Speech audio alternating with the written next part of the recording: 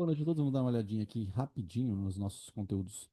Um pouco, né, de previdenciário, um pouco de eleitoral e um pouco de financeiro. Financeiro a gente vai vendo bastante, né?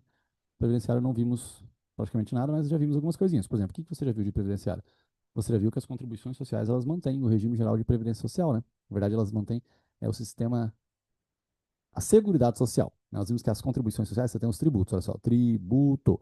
Aí nos tributos você tem lá a contribuição de melhoria, você tem a taxa, você tem os impostos.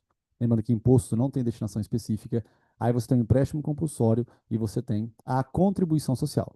As contribuições sociais, elas ajudam a manter o quê? O sistema S. O sistema S é o Sesc, Senai e Sebrae, correto? E também ajuda a manter a Seguridade Social. A Seguridade Social, ela tem a saúde, a assistência e a previdência, né? Olha só, isso aqui você já viu. E a previdência tem dois regimes. Você tem o regime geral de previdência social e você tem o regime próprio de previdência social. Por exemplo, você aprendeu, inclusive, que o Estado ele pode criar uma autarquia só para fiscalizar, né, e administrar o dinheiro de uma contribuição social específica para ajudar na aposentadoria de seus próprios servidores públicos. Você viu também que o cara que passa no concurso para cartório, né, o tabelionato, registrador, ele é do regime geral de previdência, não é do regime próprio de previdência social. E ele não tem aposentadoria compulsória aos 75 anos de idade. Tá bem? Beleza, gente. O que acontece?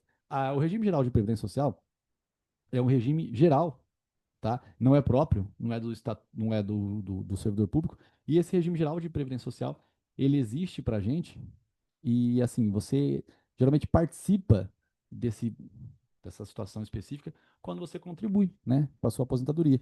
Então, você vai ser um segurado da Previdência, quando você contribui, é um segurado da Previdência. Segurado.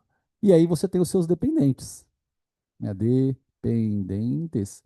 Quem que é o segurado? O segurado é o cara que contribui. Os dependentes são os demais, tá? Aí o segurado, eu segurado. Ó. Aí o dependente é o filho, certo? O filho é um segurado. Né? Desculpa, o filho é um dependente.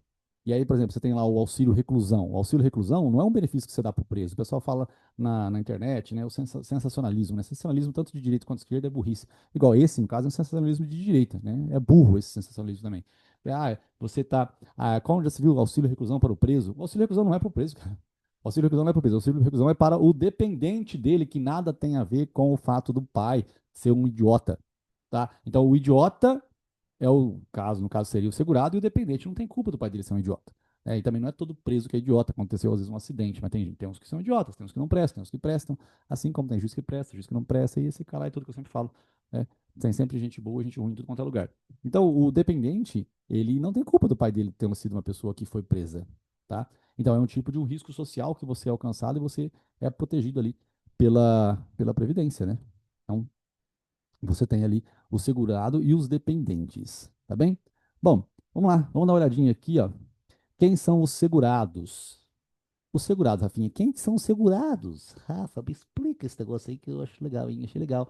Eu achei que a gente ajudava os presos. Gente, a gente não ajuda os presos, a gente ajuda o dependente dele. Tanto é que, se o preso exercer atividade remunerada dentro do presídio, ele não perde o benefício do auxílio reclusão. Tá? O cara, os dependentes dele não perde o benefício do auxílio reclusão. Porque também seria um contrassenso, né? Se ele soubesse que o filho dele vai perder auxílio reclusão, ele não iria trabalhar. Tá? Então, olha só.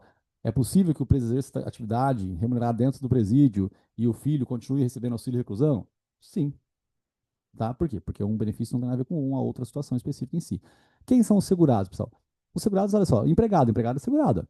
Iniciativa privada e pública, né? Você tem as pessoas específicas, olha só, o que é o pônus? O pônus é a pessoalidade, a onerosidade, a não eventualidade e a subordinação. São os requisitos para que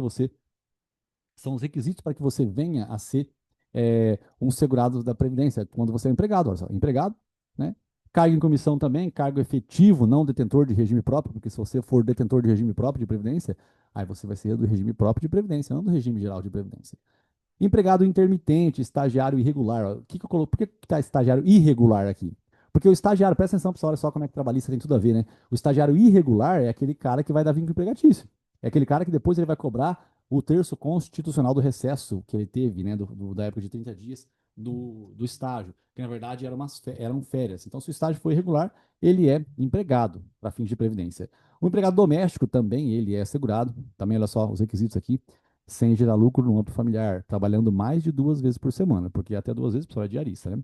Aí você tem um contribuinte individual. Quem que é contribuinte individual? A diarista, por exemplo. Olha só, o empregado doméstico é empregado doméstico, é segurado. O contribuinte individual, a diarista, ela é uma contribuinte individual, também é segurada. O que é ser um segurado? É você ter tipo um seguro. A Previdência, ela te ajuda. Segurado do regime geral de Previdência Social. Os profissionais liberais também, advogado, médico, tá, são contribuintes individuais. Padre, pastor, líder espiritual, ministro de confissão religiosa, trabalhador autônomo, urbano ou rural, o grande pecuarista. Aqui tem que ser o grande pecuarista, tá? E o microempreendedor individual, o MEI, aqui. E o garimpeiro. Eu coloquei garimpeiro aqui, pessoal, só porque aqui embaixo tem seringueiro, tá? O seringueiro, ele é um cara do segurado especial. Então, olha só, seringueiro tem S de segurado especial. E o garimpeiro, tanto faz, né? Garimpeiro, o G parece um C aqui, ó. Beleza, tá? Trabalhador avulso, sem vínculo empregatício, por meio de uma intermediação obrigatória do sindicato, da categoria ou órgão de gestão de mão de obra, que fica lá no Porto de Santos, por exemplo, que eu comentei uma vez com vocês. O segurado especial olha só, o rural, agricultor ou pecuária, né? No caso, até 4 modos fiscais. Porque se for o grande produtor rural, aquele que tem 10 colheitadeiras de cana, 10 colheitadeiras de soja, esse é contribuinte individual. É como se fosse um empresário, né? Aqui. Agora, o carinha mais simples é segurado especial, é o rural. Até 4 modos fiscais. Isso aqui é um tipo uma marcação específica, tá? É o tamanho da terra, por exemplo. Vamos supor que fosse 4 alqueires de terra, né? Diferente de hectares, sendo que uma unidade de medida, né, do INCRA depender da produção. Aqui é só para mostrar que é uma medida específica. Enfim, seringueira, segurado especial, pescador, né? Enfim, segurado facultativo. Aqui, gente, aqui você tem a pessoa que quer contribuir, o maior de 16 anos quer contribuir para aposentar mais logo é ótimo, né? Mais cedo, não sendo segurado obrigatório e não estando no regime próprio de previdência, né? Se você, o que é segurado obrigatório? Segurado obrigatório é porque você já é empregado, tá? Agora, o segurado facultativo é porque você não é empregado. Aí você escolhe, né, contribuir para você aposentar. A tua mãe, por exemplo, pessoa do lar, às vezes, né, ela não é doméstica, ela trabalha em casa e ela contribui para que um dia ela possa aposentar. Estudante também, você está na faculdade, você está pagando, você está contribuindo, por exemplo? Não, Rafael, eu vou começar a contribuir depois dos 21 anos, né? Então, tem gente que começou a contribuir com 16, o segurado facultativo. Aquele que deixou de ser obrigatório por perda do emprego, o cara está desempregado, estagiário regular. O regular, você que está fazendo estágio, você paga para a Previdência? Rafael, não pago, não sabia que tinha que pagar. Então, né? Estagiário regular tem que pagar. Não exercendo atividade remunerada, ato volitivo, vontade própria, né? Cadastro, inscrição e após o recolhimento. Nota, pessoal, que esse é o segurado. Os dependentes desse cara, né, são os dependentes desse cara, não é o segurado. Olha só, para manter a qualidade de segurado, em regra, você tem que estar contribuindo, né? Conforme você vai contribuindo, você vai sendo segurado. É como se você estivesse pagando o seguro do seu carro. Se você está pagando o seguro do seu carro, né? Você tem o seguro do seu carro. Se você não está pagando, você não tem seguro. Mas às vezes você atrasa a parcela do seguro e você continua sendo segurado, né? Você continua com o seu carro segurado. Se for roubado, se você bater, se der PT, mesmo você não pagando, tem um período de graça ali, né? Um período específico em si. Se atrasou alguns dias, né? Aqui, no caso da Previdência, tem vários períodos de graça. Olha só. Ocorre, ocorre que há algumas situações, né, em que, independentemente da contribuição, é possível manter a qualidade de segurado, que é o período de graça. Esse período de graça, em regra, são 12 meses, pessoal, tá? Em regra, tipo assim, o cara contribuiu, mas às vezes ele fica sem contribuir porque aconteceu alguma coisa, ele fica 12 meses sem contribuir e ele ainda é um segurado da Previdência. Há a possibilidade desse período ser de 24 meses, na hipótese de o segurado ter contribuído por 120 vezes, mesmo que com interrupção. Então, às vezes a pessoa, ela contribuiu por 10 anos e às vezes ela tá agora não consegue de novo contribuir e ela já está 24, 23 meses, 20 meses já sem contribuir. Ainda ela é um segurado da Previdência. E se ela é segurada, ela tem os dependentes dela. Quem são os dependentes, pessoal? Tem 3 classes: classe 1, classe 2 e classe 3. Uma coisa mais importante que tem aqui é que se existe dependente da classe 1, o da classe 2 não vai receber nem a pau. E o da classe 3 também não vai receber nem a pau se existe da classe 2. Olha só, da classe 2 são os pais, ó. Precisam demonstrar dependência econômica. A classe 3, os irmãos, também precisam demonstrar dependência econômica, tá? Então, olha só, esses dois precisam demonstrar dependência econômica. Como é que a gente estuda, pessoal? A gente lembra. Lembra quando eu comentei com vocês? Não tem nada a ver com assuntos, né? Mas demonstrar dependência econômica eu já falei com vocês. Quando o refugiado está aqui no Brasil, ele foi acolhido pelo Brasil, os familiares dele têm que demonstrar dependência econômica para serem acolhidos pelo Brasil? Não tem, né? É como se fossem aqui os dependentes de classe 1. Dependentes de classe 1. Mas esses aqui, ó, o pai tem que demonstrar dependência econômica, não é no direito internacional, né? Classe 3 Onde? Ah,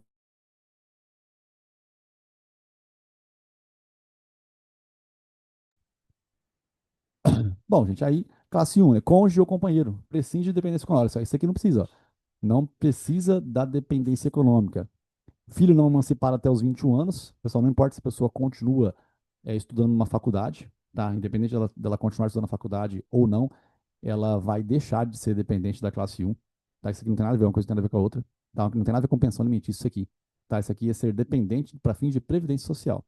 Então, dispensa a dependência econômica. Emancipado por curso superior, mantém a qualidade dependente, olha só. Se tiver até os 21 anos de idade. Salvo, né? Salvo enteado, né, tutelado e menor sob guarda judicial. Estes precisam demonstrar dependência econômica. Quem que tem que demonstrar? É o enteado, pessoal. O tutelado e o menor sob guarda judicial. Esse que tem que demonstrar dependência econômica, depende do caso. Lembrando, pessoal, que esse aqui é o dependente. O dependente não é o segurado. O segurado é quem está contribuindo. Esse cara aqui não está contribuindo. Tá? Independente da idade dos filhos com deficiência intelectual mental ou deficiência grave. Então, eu vou falar só um pouquinho, pessoal, disso aqui para a gente não decorar agora, mas só para vocês a primeira coisa importante, ó, sobre os dependentes. Se tem da classe um, já não tem da 2 e da 3 mais. Perde a qualidade de segurado aquele que for condenado definitivamente por crime doloso contra o segurado, né? Também. É, na verdade, perde a qualidade de dependente, perdão. Perde a qualidade de dependente. Dependente. Aquele que for condenado definitivamente por crime doloso contra o segurado. Beleza? Tranquilo? Vamos dar uma paradinha nisso daqui, ó. Olha só o que você viu lá sobre o regime geral de previdência social, sobre a contribuição, né, para você ser um segurado, e aí tem um dependente. Dependente de classe um, classe 2, classe 3. Tem o período de graça também, período de graça, aquele período específico em que você não contribui, mas você continua sendo segurado da Previdência Social. Lembrando que se você tem mais de 120 contribuições, ou seja, 10 anos contribuindo, mesmo que se foram interrompidas essas contribuições de 10 anos, se você ficou 13 anos para completar 10 anos de contribuição, para completar 120 contribuições, o período de graça pode ser de 24 meses. Ok, ok, carinhas? Ok, ok, Rafinha. Ok, Rafinha, você falou aí, eu escutei e vamos que vamos. É isso. Gente, aí nós vamos, nós vamos agora um pouco para o direito eleitoral. Por exemplo, algumas coisas de direito eleitoral vocês já ouviram falar. Quais, por exemplo? Você já ouviu falar sobre 35, 30, 21, 18? Não já ouviu falar? É verdade, já ouvi falar sobre esse negócio de 35, 30, 21, 18. Você já falou isso aí para nós, então. É uma coisa de direito eleitoral. Outra coisa que você já ouviu falar. Você já ouviu falar sobre o partido político. Registro civil de pessoas jurídicas, né, adquire personalidade jurídica e depois, afim, e depois ele vai ter a capacidade eleitoral feita pelo TSE, né, registrando no Tribunal Superior Eleitoral. Então, se você ouviu falar sobre o partido político, ouviu falar sobre o 35, 21, 35, 30, 21, 18, que são as idades, né, específicas para que você tome posse. Lembrando que no caso do vereador, tem que ter 18 anos na data do registro da candidatura. Por quê? Porque quando o Estado ele permite que você faça algo, ele está te dando o aval para que você faça aquele algo. E não faria sentido ele te dar um aval para praticar crime se ele não pode te punir. E se você tem registro da candidatura, você vai poder praticar crimes eleitorais. Então não faria sentido o Estado deixar você praticar crime eleitoral e depois não poder te punir, porque você é inimputável para fins de direito penal. Tá? Isso não poderia acontecer. Vocês estão comigo aqui, gente? Ou já foram embora dormir? Tá, a gente estamos com você. A gente estamos com você. Então, no caso do vereador, pessoal, ele tem que ter 18 anos na data do registro da candidatura. Por isso que eu falei que a pessoa, né, que tem 18 anos de idade, que tem 16, né, ela não pode, é, a que tem 16 anos, ela não pode tirar carteira de habilitação, tá bom? Condições de elegibilidade, requisitos positivos, né?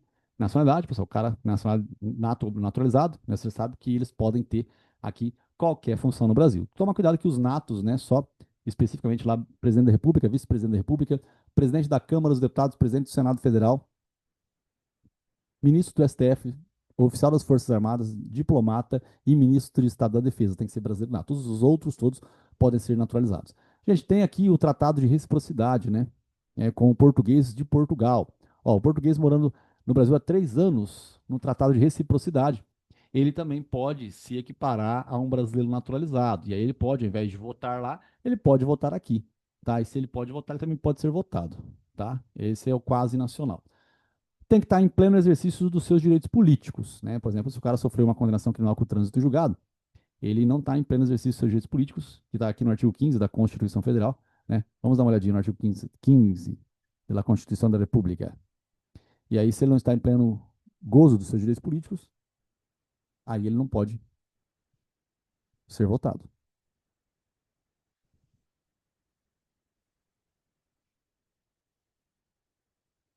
Cadê? Opa.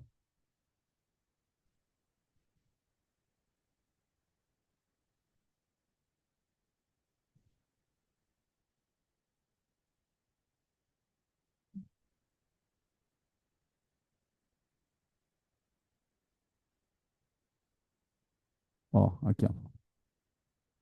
15. É vedada a cassação de direitos políticos cuja perda ou suspensão, ou seja, existe suspensão dos direitos políticos.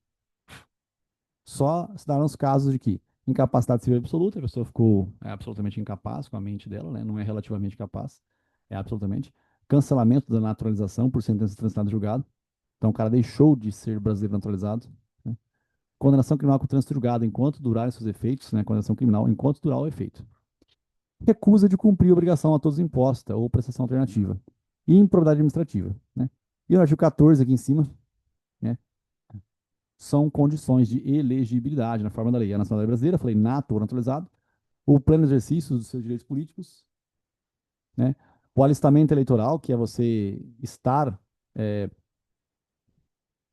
ter feito ali alistado-se eleitoralmente para fins de votar, né? Colocar o seu nome numa lista, pessoas que podem votar, lembrando que o analfabeto não pode, desculpa, o analfabeto pode votar, ele não pode ser votado, né? O domicílio eleitoral na circunscrição, o domicílio eleitoral é uma coisa mais abrangente do que a simples domicílio pessoal, de moradia mesmo, tá bom? Bom, a título de curiosidade rapidinho aqui, né? Alistamento, domicílio eleitoral, filiação partidária. Olha só, o que é filiação partidária, pessoal? É você fazer parte de um partido político. Então você tem que se filiar a um partido político para que você possa concorrer às eleições. Não é possível, né, candidatura avulsa. Não se admite candidatura avulsa. O que é isso? É candidatura sem partido político. O Enéas, por exemplo, quando ele concorreu às eleições, ele não fez, não se filiou a nenhum partido político, mas ele montou o dele, ele criou o partido político dele. Ele criou o Prona, né? Então foi uma pessoa jurídica criada também, registrada e autorizada pelo TSE a ter capacidade eleitoral, né? Então ele criou o Prona, ele não se filiou a nenhum tipo de partido político. Filiação, pelo menos 6 meses antes das eleições, você tem que se filiar a um partido político. Não se admite candidatura avulsa e também não se admite candidatura nata. O que é candidatura nata? Você, por exemplo, você não é obrigado a ficar no mesmo partido político a tua vida inteira, né? Então aí você ganhou as eleições. Beleza, só que você ganhou com 2, 3 milhões de votos. É certeza que na próxima eleição você vai ganhar de novo, porque você é um cara que é bem conhecido e tal. Então, certeza que a próxima eleição você vai ganhar de novo. Tá. E aí? É certeza? É. Então, já que é certeza, eu não quero ficar nesse partido político, eu vou ficar em qualquer partido político. Desculpa, eu não vou ficar em nenhum partido político, porque eu já ganhei, certeza. Então, mas essa candidatura nata eu não posso pressupor, tá? Eu não posso, né? Vou deixar você participar das eleições, mesmo que você queira. Tem que estar filiado a um partido político. As idades mínimas, pessoal, 35, 30, 21, 18. Não podemos esquecer isso aqui. Anualidade eleitoral também é algo interessante, que a lei precisa ser publicada pelo menos um ano antes das eleições, né? Por exemplo, hoje nós estamos aqui em dezembro já, né? Se for publicada uma lei agora sobre as eleições, ela não vai poder ser aplicada nas eleições de presidente da República. Publicou hoje, entrou em vigor hoje a lei. Ela está em vigor já. Tá, ela já está em vigor? Tá, mas ela não vai poder ser aplicada em outubro do ano que vem. Mas ela pode ser aplicada, por exemplo, para prefeito do ano, né, 2 anos depois. Tá? Agora, se nós estivéssemos em julho, mês de julho, mês 7, e tivesse sido publicada uma lei entrada em vigor no mês 7 de 2025, ela seria aplicada nas eleições de outubro de 2026. Tá bem? Bom, essa é a anualidade eleitoral. Gente, coligação partidária é um negócio que depois eu falo, tá? Sobre coligação e federação, tá bem? Sobre os partidos políticos, olha só, pessoas jurídicas de direito privado, associações civis com cunho político de idealizar, né, realizar seu programa de governo. Aqui sempre mostrando, né, a soberania popular e a democracia, né, que é tudo sempre de acordo com a vontade do povo, deveria ser assim, né? Uma coisa absurda que existe no Brasil, esse negócio de ministros do STF, né, não ser votado pelo povo, e ainda assim é mandato perpétuo, né? Não tem muito sentido isso. E não é porque tá ruim as coisas hoje em dia, não, pessoal. Desde lá de trás, né? Até o Eros Grau já tinha falado sobre isso também, o Joaquim Barbosa também, né? Mas outras pessoas também já falaram isso aí. Não se equipara à atividade paraestatal, gente. O partido político, ele é uma pessoa jurídica de direito privado, ele não faz parte do Sistema S. Por quê? Por que não? O que é o Sistema S? Aqui já eu apaguei no desenho, mas o Sistema S é o Sesc, Senai e Sebrae. Lembra? Sesc, Senai e Sebrae. Eu disse que o Sesc, Senai e Sebrae, eles recebem o quê? Contribuições sociais, que são tributos. Não faz sentido um partido político, além de ter imunidade tributária, ou seja, além de não ter que pagar imposto, ele ainda vai receber? Não, não faz sentido. O Estado não pode, ele não pode subvencionar, né, um partido político. O Estado não pode dar dinheiro. Então, Só para você lembrar. Então, o partido político ele não faz parte do sistema S, pessoal. O partido político não faz parte do sistema S. Não é SESC, Senai, Sebrae, não faz parte também das OS ou CIPs. Detém o monopólio das candidaturas. O que é isso, pessoal? O monopólio das candidaturas é porque só pode você ser votado por meio de um partido político. Tá, ele faz mandato de segurança, né? Você sabe que partido político faz mandato de segurança. Ele faz parte do 444, né? Que ele pode fazer uma ação direta do controle de constitucionalidade se for um partido político com representação no Congresso Nacional. Não pode receber verba, financiamento estrangeiro, né? E nem verba de dinheiro público, pessoal, aqui do Brasil, né? Lá de fora, nem público nem privado. Aqui no Brasil, não pode receber dinheiro público, mas pode dinheiro privado. Depois a gente vê que o partido político pode receber dinheiro.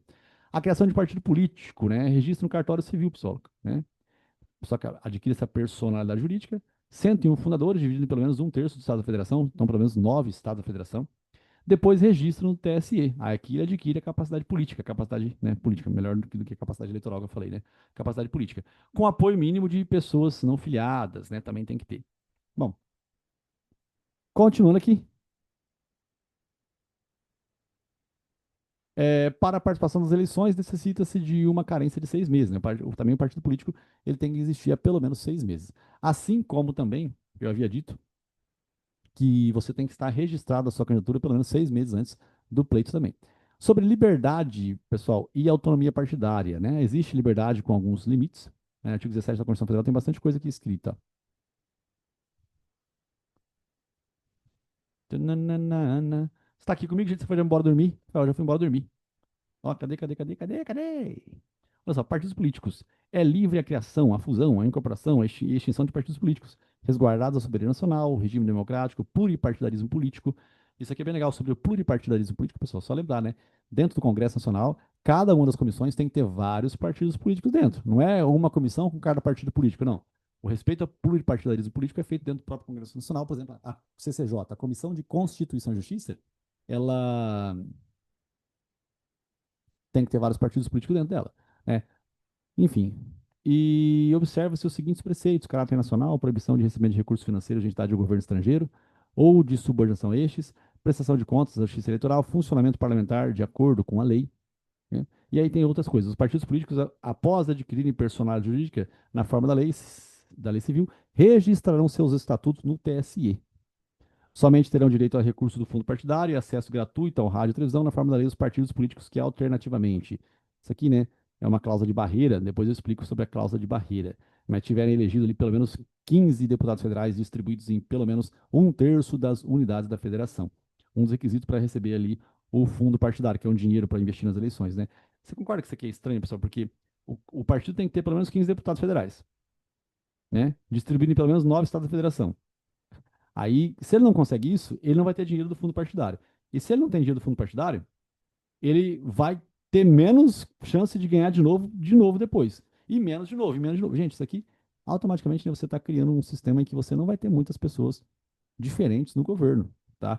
Porque se você não consegue ter dinheiro do fundo partidário para participar das eleições, você não consegue de novo dinheiro para participar das eleições com o fundo partidário. E isso vai virando uma bola de neve a longo prazo, né?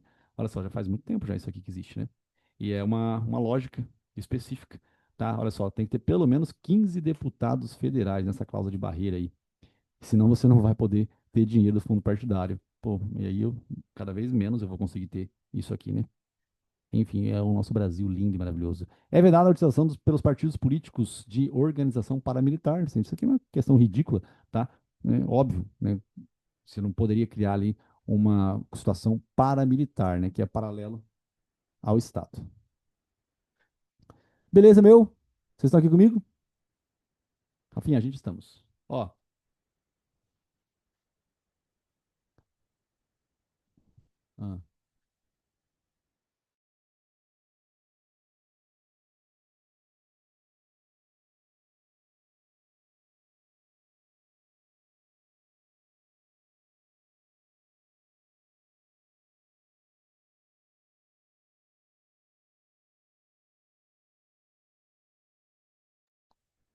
ó, então, comentei sobre essas coisinhas aqui. Criação de partido político. Falamos sobre os partidos políticos, a forma aqui, né? E, enfim, condições de elegibilidade, os requisitos. O que mais? Não, é isso aqui. Aí deixa eu voltar aqui agora.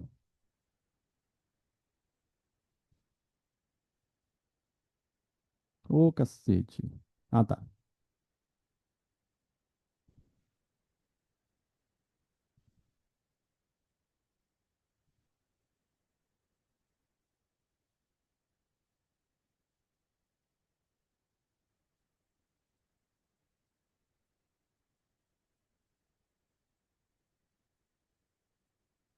Ó, pessoal, nós tínhamos falado sobre os segurados, tá? Rapidinho aqui, ó. Lembra, o garimpeiro, ele é contribuinte individual. O grande pecuarista é contribuinte individual. O seringueiro é segurado especial. O seringueiro é segurado especial, tá? E o pequeno produtor rural também é segurado especial, certo? Segurado facultativo é quem? É o estagiário regular, né? O estagiário regular é facultativo, porque o segurado estagiário irregular é aquele que é empregado, é segurado obrigatório, né? Porque ele é irregular, então ele é empregado, ele vai buscar o vínculo empregatício, então ele seria segurado obrigatório, tá bom? A manutenção, período de graça aqui, né, em regra 12 meses, mas pode ser 24 se a pessoa já contribuiu por menos por 120 meses. Os dependentes têm dependente de classe um, de classe 2 e classe 3. Se existir dependência da classe anterior, a classe posterior não vai poder se beneficiar. Lembrando que o benefício, pessoal, ele não é dado no caso do auxílio reclusão ou pensão por morte à pessoa que é o segurado, é os dependentes que recebem, tá? Isso é bem simples. Olha só, o que é o salário de contribuição? Isso aqui é um valor, né? É a base de cálculo de incidência de contribuição previdenciária do segurado, né? O salário de contribuição. O que é isso aqui? Isso aqui é o que integraliza a base de cálculo, é o que você vai contribuir para a Previdência.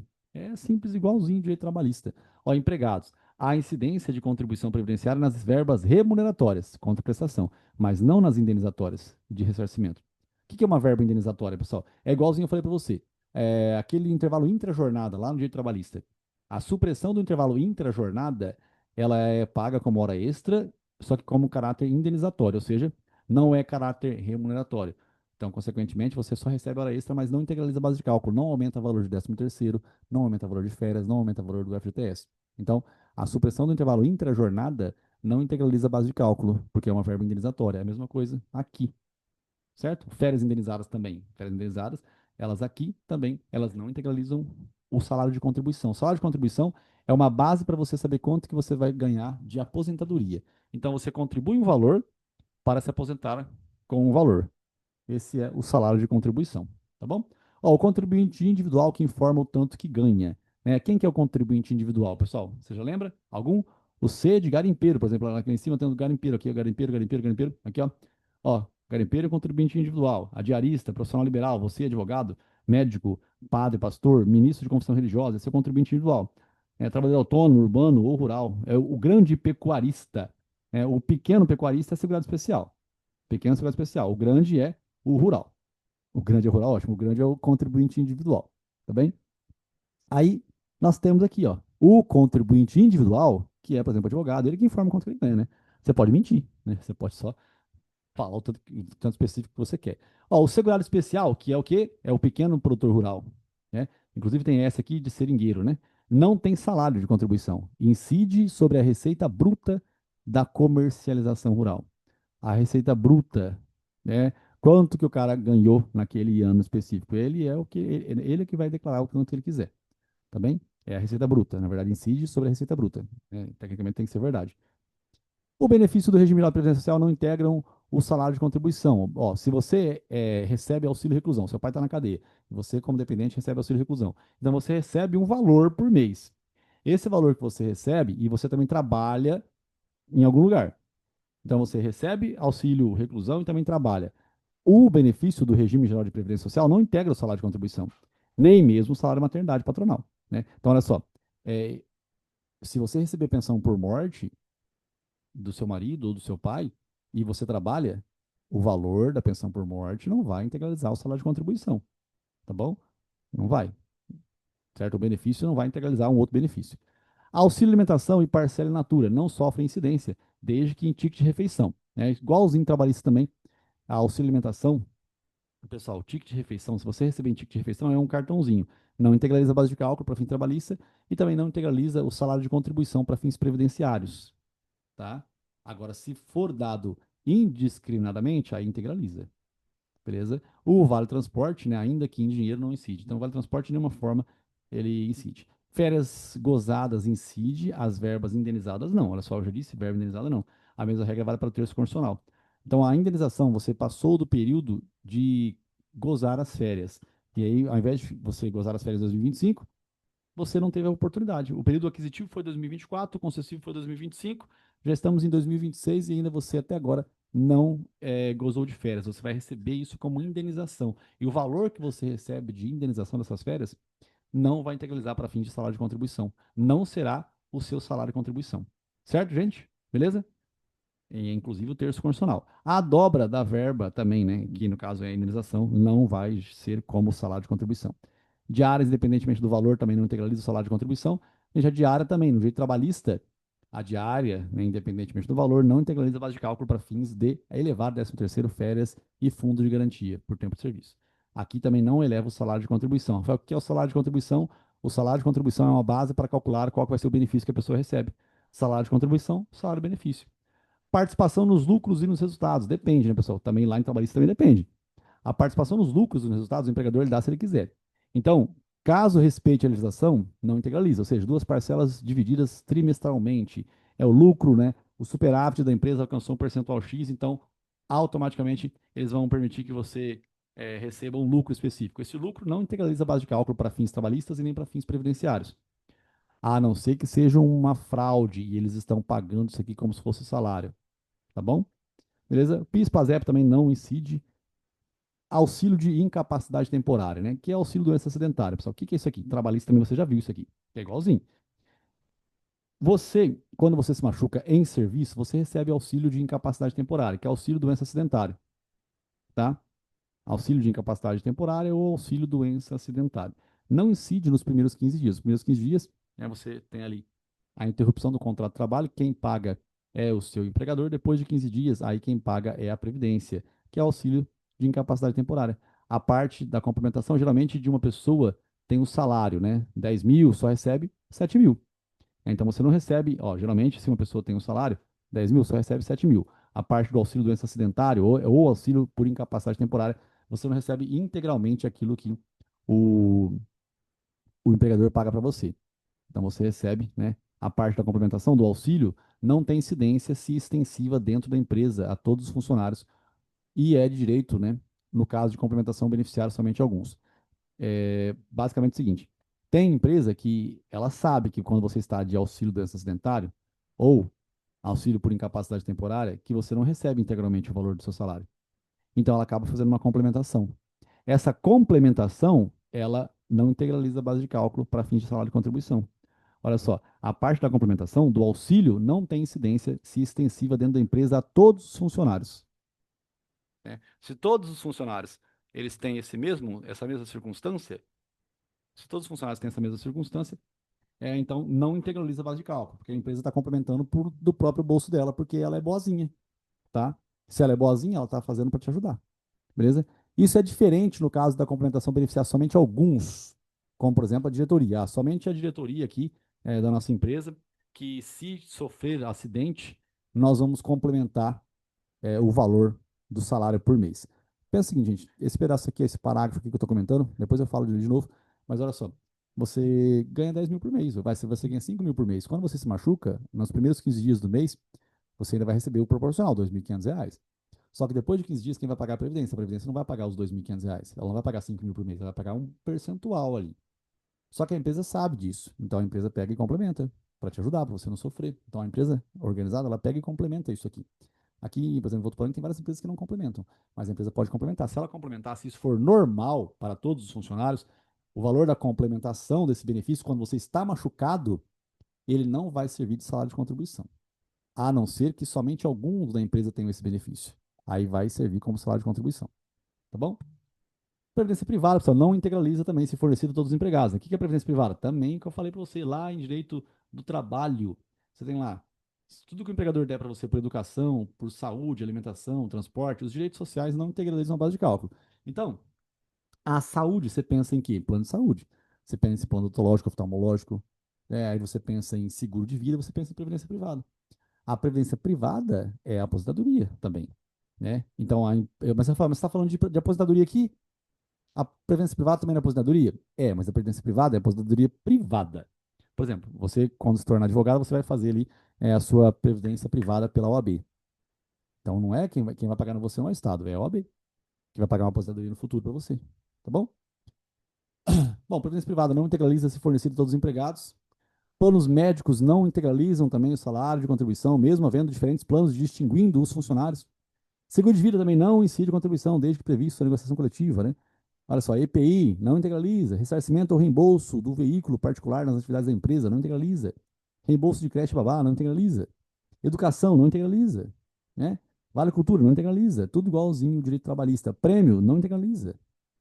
A multa do 477 não há incidência de contribuição previdenciária também. Beleza, gente? Olha só, você ouviu um pouquinho aqui, não arrancou pedaço. Falamos aqui sobre os segurados, sobre os dependentes, né? Falamos um pouquinho de direito eleitoral também. Ouvimos um pouco sobre isso hoje. É, não deixem, pessoal, de acompanhar esses últimos 10 dias aí certinho, tá bom? A gente vai ver bastante coisa. E o pedaço que não der certo, você printa, me pergunta e a gente vai tocando, tá bom? Mas não deixe de fazer as questõezinhas, pessoal, porque assim, às vezes você quer ver muita coisa, né? Assim como você vai ver muita coisa, mas você não está fazendo o que é para ser feito. Essas provinhas, por exemplo. Ah, Rafael, mas eu já quero continuar vendo mais coisa agora, porque você falou uns negócios, eu quero ver outros. Não, não, não, beleza. Mas vai lá fazer a parte 3 da prova 9. Faz, lê essa bosta, tá? Faz bem feito, porque se você levar em consideração até acabar isso, é, enfim, é uma coisa para sedimentar o conhecimento, tá, pessoal? E a leitura todos os dias é o treinamento, né? Você acha que o lutador de boxe, ele não treina na semana que ele vai ter uma luta de boxe? Tem que treinar, caralho. Né? Você tem que treinar, treinar todo dia. Treinamento é o que tá aí para ser treinado, né? Quando você assiste aula, você não tá treinando, né? Você só tá absorvendo conteúdo só. Mas o treino é você colocar em prática aquilo que você ouviu, tá bem? Beleza? A gente fica tranquilo que a gente vai ver tudo que precisa para a prova, essas repetições, né? Às vezes, né? Aquilo que eu falei do Piccolo da Emao, no caso do Dragon Ball Z, e também no caso do filho do Jack Chan, né? Ou do Daniel San, né? Do Cobra Kai, né, no Karate Kid. Vamos fazer um negocinho específico várias vezes, aí depois você vai ver o resultado. Só tem que copiar e colar, copiar e colar, copiar e colar, não pode parar não, beleza? Gente, beijo do Magro, não deixa de fazer, hein? Não deixa de fazer. Hoje é quarta-feira 13, né? Hoje é quarta-feira 13, Rafael. Olha, sexta-feira vai ser sexta-feira 12. Beijo do Magro.